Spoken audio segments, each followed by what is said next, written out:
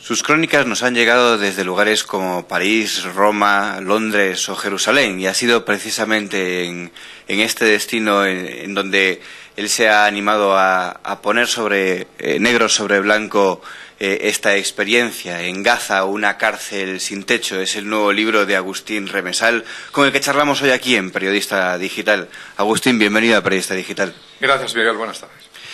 Bueno, como decíamos, ha sido corresponsal en varios lugares del mundo, pero dice que la experiencia de Jerusalén ha sido diferente al resto. ¿Es un antes y un después o es algo que se sabe, verdad, ¿no? Yo, por razones de agencia informativa de Televisión Española, había pisado toda clase de alfombras y de todos los colores, desde Nueva York hasta París o hasta Roma, y un día me dijeron, vete a la guerra. Bueno, estoy haciendo un poco de ironía, ¿no? Pero en definitiva fue un poco así, ¿no? Generalmente a este tipo de corresponsalía se llega cuando eres más joven, quizá, y cuando realmente te despierta más un determinado interés de aventura que de información. En mi caso fue lo contrario. Yo estaba ya de vuelta, digamos, de las corresponsalías cuando Televisión Española me ofreció la posibilidad de ir a ese territorio de conflicto y acepté de inmediato porque creo que era tan atractivo como yo me suponía y resultó ser. ¿Y más duro de lo que uno se esperaba? No, yo creo que cuando tienes tantos años ya de profesional, yo había estado ya en algunos conflictos, había estado en Angola en los últimos tiempos de UNITA con Jonas Savimbi. No llegué a conocer a Savimbi por horas. Yo había llegado con contactos para ir precisamente al mato, como dicen ellos, a la selva, para hacerle una entrevista. Bueno, se me adelantó la CIA, lo mataron 2 días antes. Sí, efectivamente fue una operación verdaderamente de catálogo. Sabes que le regalaron un teléfono inalámbrico, un teléfono móvil de satélite y lo cazaron por eso. Ahí. A Savimbi, sí, en el mato de cerca de Luena. Había estado en otros lugares también de conflicto, pero no, lógicamente, en un lugar tan conflictivo y tan probablemente de riesgo como Oriente Medio. Claro, y llegar con esa veteranía a un lugar en el que informativamente pues es tan importante. Claro, usted en el libro se ve cómo se ha fijado en el día a día, en la cotidianidad de Gaza, que es algo que en las crónicas televisivas a veces no vemos. Como dice usted, que comen todos los días, van a colegios estupendos, pero no pueden salir de ahí, ¿no? Exactamente. Ese es quizá el tema. Lo único que te permite un telediario, casi siempre, a veces tienes alguna especie de ramalazo analista, pero muy rápido, de 15 segundos, sí. Es precisamente eso, es contar la bomba, contar el muerto y contar el kamikaze. De ahí no pasas. Por tanto, te queda detrás todo lo que realmente tiene de interés, de infame y también de glorioso humanamente, toda esa situación de conflicto, ¿no? Y eso es lo que a mí me ha interesado, rescatar a toda una serie de protagonistas, desde mi cámara Nidal hasta los chavales con los que yo jugaba en los primeros tiempos a las canicas con casquillos de bala israelíes. Después ya le llevé 1 kilo de canicas, como cuento en el libro, ¿no? A mi amigo Ahmed. Y a otra serie de gente, pues hasta los líderes de Hamas. Yo he estado el día 23 de marzo pasado 3 horas en su búnker con Mohamed el-Zahar, que es ahora mismo el número 1 de Hamas. No confeso, porque si no ya estaría muerto. Ya.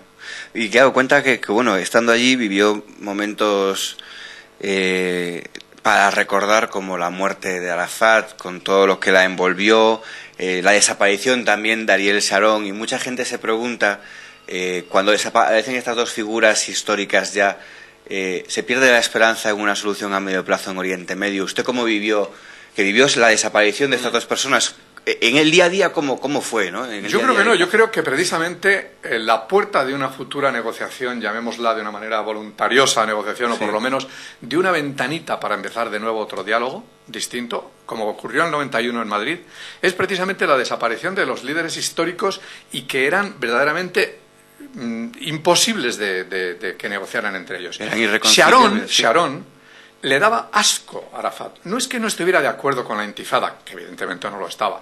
No es que para él Arafat fuera un asesino, que él lo repetía un día y otro. Es que jamás le dio la mano. Es que estábamos ante dos personas no irreconciliables, sino, yo diría que desde el punto de vista incluso de herencia genética, intratables entre ellos, ¿no? Y Arafat no lo olvidemos. Arafat era un rais, era un cacique, era un jefe de tribu. Y por eso mantuvo calmados a todos los grupos palestinos hasta que él murió. Cuando él murió pasó lo que pasó, lo que llamamos la guerra civil. Y Sharon, ya te digo, era alguien que no podía ni siquiera mirarle a los ojos a Arafat, le daba vómitos. Evidentemente, si a eso se suma, sobre todo, una situación de violencia en la segunda intifada, con todos los muertos, con todos los ataques de los kamikazes, con decenas de israelíes reventados en los autobuses de Jerusalén, pues bueno, y detrás de todo eso hay un general profeta bíblico como Sharon que viene detrás. El ataque a mano armada y los tanques todos los días reventando palestinos en Gaza. Dicen que la mayor tragedia de israelíes y palestinos, de judíos y palestinos, es que tienen más cosas en común de lo que creen, por ejemplo, que siempre han sido rechazados. Sí, es cierto. Yo algunas veces cuando empiezan las negociaciones, como está pasando ahora, es que los dos parecen vendedores de alfombras orientales. Es decir, te das cuenta de la psicología del do-des, que llega a unas nimiedades que para nosotros es casi de miseria, ¿no? Pero eso no tiene nada que ver con una especie de no quiero negociar, sino hay que negociar así. Se parecen mucho más de lo que aparentan, no solamente desde el punto de vista de orígenes, digamos, religiosos. Al fin y al cabo, los primeros musulmanes miraban a Jerusalén para rezar antes que a la Meca. Al fin y al cabo, Abraham vivió en Arabia Saudita. Ahora mismo Abraham está enterrado en Hebrón y de una parte hay una mezquita y de la otra parte hay una sinagoga, bien que irreconciliables. En definitiva, tienen tantas cosas en común, tienen sobre todo ese socle, como dicen los franceses, ese basamento religioso que evidentemente está clarísimo que no tiene por qué rechazarse para una posible paz inmediata. Hay tres asuntos que son delicados en cualquier negociación entre palestinos y árabes, lo sabe todo el mundo, y ahí están los llamados cuadernos de ruta, que son la soberanía de Jerusalén, 2, los refugiados, y 3, el territorio.